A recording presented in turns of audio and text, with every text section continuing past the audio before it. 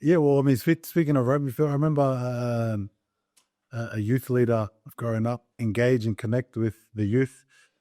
He would go to their sporting events on the weekend just to watch and support. He didn't do anything miraculous apart from turn up and watch and support. And, to those youth, they would, see their youth leader there watching, supporting, not out of any duty, but just because he loved them.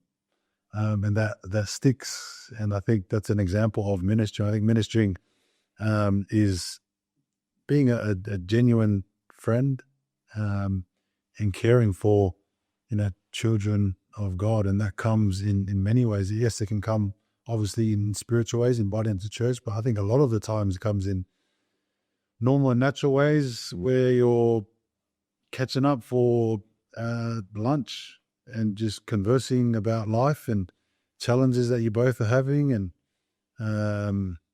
important events that are coming up.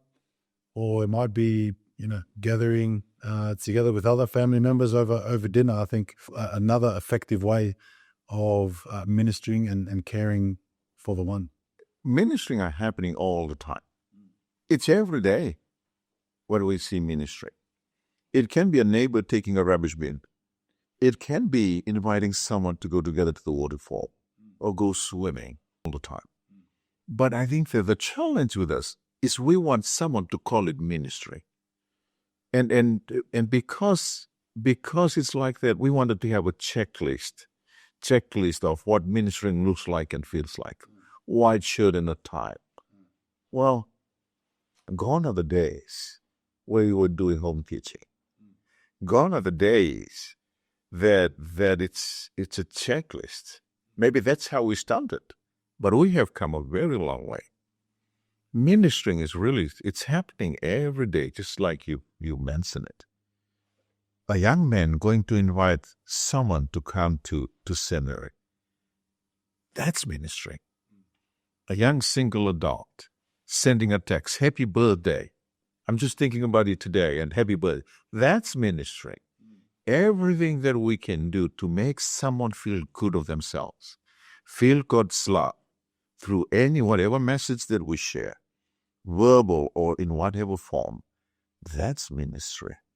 But President Nelson is inviting us, ministering in a higher, holier way.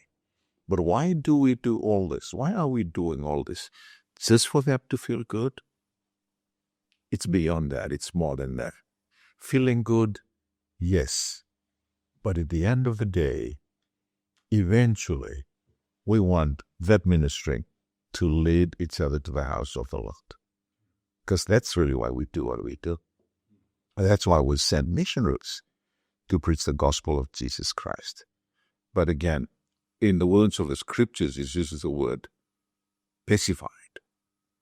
When they are pacified, then it leads to their conversion. Conversion is the end of what we are looking at. But conversion that leads to the house of the Lord. But otherwise, ministering, it's happening everywhere, every day. We will only close our eyes not to see ministering that's going on every day.